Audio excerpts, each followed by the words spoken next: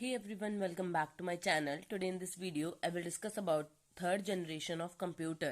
इससे पहले मैं 2 जनरेशन डिस्कस कर चुकी हूँ, उनका लिंक डिस्क्रिप्शन में आप वहां से चेक कर सकते हैं. थर्ड जनरेशन कंप्यूटर का टाइम पीरियड, जो थर्ड जनरेशन कंप्यूटर का टाइम पीरियड था वो 1965 टू 1971 था. जो थर्ड जनरेशन कंप्यूटर्स हैं वो किसके बेसिस पे यूज होती थी, उसमें इंटीग्रेटेड सर्किट्स यूज होते थे ट्रांजिस्टर्स की जगह. जो ट्रांजिस्टर्स थे वो सेकंड जनरेशन कंप्यूटर में यूज होते थे. फर्स्ट जनरेशन में वैक्यूम ट्यूब्स यूज होती थी, सेकेंड में देन ट्रांजिस्टर्स आए, थर्ड जनरेशन में हम इंटीग्रेटेड सर्किट यूज करते हैं. एक सिंगल इंटीग्रेटेड सर्किट में बहुत सारे ट्रांजिस्टर्स जुड़े होते हैं, रेजिस्टर्स जुड़े होते हैं, कैपेसिटर्स जुड़े होते हैं, जो उसका सर्कुलेटरी सिस्टम मैनेज करके रखते हैं. ये एक इंटीग्रेटेड सर्किट यानी एक कंबाइंड सर्किट है जिसके अंदर ट्रांजिस्टर, रेजिस्टर और कैपेसिटर क्या है जुड़े हुए हैं. जो इंटीग्रेटेड सर्किट था वो किसने इन्वेंट किया था? जैक किल्बी ने इन्वेंट किया था. ये जो डेवलपमेंट थी कंप्यूटर्स की, ये बहुत बड़ी अचीवमेंट थी, क्योंकि जो हमारा इंटीग्रेटेड सर्किट था उसका साइज जो था वो स्मॉलर था एज कम्पेयर टू ट्रांजिस्टर्स और वैक्यूम ट्यूब्स. ये साइज में स्मॉल होने की वजह से रिलायबल भी था, यानी इस पर ट्रस्ट करके हम इसे फिट कर सकते थे आराम से, क्योंकि ये छोटे साइज में होने की वजह से कंप्यूटर का साइज को इसने डिक्रीज करने में बहुत ज्यादा हेल्पफुल की थी. रिलायबल था, एफिशिएंट था. इस जनरेशन में remote processing, time sharing, multi processing operating system, ये सारे सिस्टम यूज किए गए थे कंप्यूटर को एक्स्ट्रा बेनिफिशियल बनाने के लिए. इसमें क्या करते थे, हाई लेवल लैंग्वेज यूज की जाती थी. इस जनरेशन कंप्यूटर में हाई लेवल लैंग्वेजेस में भी अब कौन कौन सी लैंग्वेज यूज की जाती थी? फोर्टन सेकेंड से लेके फोर्टन 4 तक, COBOL, COBOL, pascal, PUI, basic, ALGOL 68, ये सारी लैंग्वेजेस इस दौरान यूज की गई थी. अब जो थर्ड जनरेशन कंप्यूटर है उसके फीचर्स क्या क्या हैं? इसमें इंटीग्रेटेड सर्किट यूज होता है, more reliable in comparison of previous generation. जो और जनरेशन थी फर्स्ट एंड सेकंड जनरेशन, उनके कंपैरिजन में रिलायबल था. इसने इसका साइज क्या कर दिया? स्मॉलर कर दिया. ये लेस हीट जनरेट करता है, फास्टर है फर्स्ट एंड सेकंड जनरेशन के कंपैरिजन में. इसकी मेंटेनेंस कॉस्ट, इसको मेंटेन करना बहुत ज्यादा लेस कॉस्ट आता था. पर ये कॉस्टली ओवरऑल जब हम इसे प्रिपेयर करते थे तो ये कॉस्टली पड़ता था, तो ये इसका डिसएडवांटेज काउंट होता है.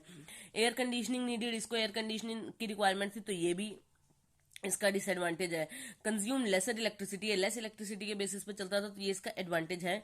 सपोर्टेड हाई लेवल लैंग्वेज, इसके अंदर हम हाई लेवल लैंग्वेज को सपोर्ट करते थे, तो ये इसका अनदर एडवांटेज है. अब इस जनरेशन में कौन कौन से कंप्यूटर्स बने? IBM 360 series, Honeywell 6000 series, PDP यानी पर्सनल डेटा प्रोसेसर बना, IBM 370 अप टू 168 बना, TDC 316. ये था थर्ड जनरेशन कंप्यूटर में. अब फोर्थ जनरेशन कंप्यूटर क्या था? फोर्थ जनरेशन का जो पीरियड था वो था 1971 टू 1980. कुछ बुक्स में 1971 टू 1984 है, पर एक्चुअल में 1971 टू 1980 है.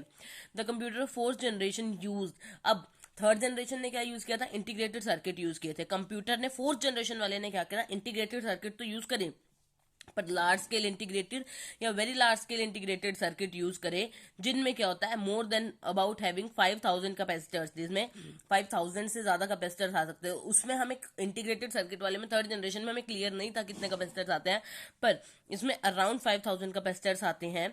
And there associated with a single chip made it possible. और ये सारे के सारे कैपेसिटर्स, अब इंटीग्रेटेड सर्किट फिर भी बड़ा था, अब एक माइक्रो प्रोसेसिंग चिप के अंडर आ गए, जिसको हम क्या बोलते हैं, फोर्थ जनरेशन कंप्यूटर्स के अंदर क्या आया? मेन माइक्रो प्रोसेसिंग चिप्स आई. Very large scale integrated circuit और लार्ज स्केल इंटीग्रेटेड सर्किट के बेसिस पे ये जो था, इसने कंप्यूटर को और पावरफुल बना दिया, रिलायबल बना दिया, अफोर्डेबल सस्ता बना दिया. एज अ रिजल्ट इसकी वजह से लोगों में अब पर्सनल कंप्यूटर लेने का रेवोल्यूशन आ गया, लोग अपना पर्सनल कंप्यूटर लेने लग गए.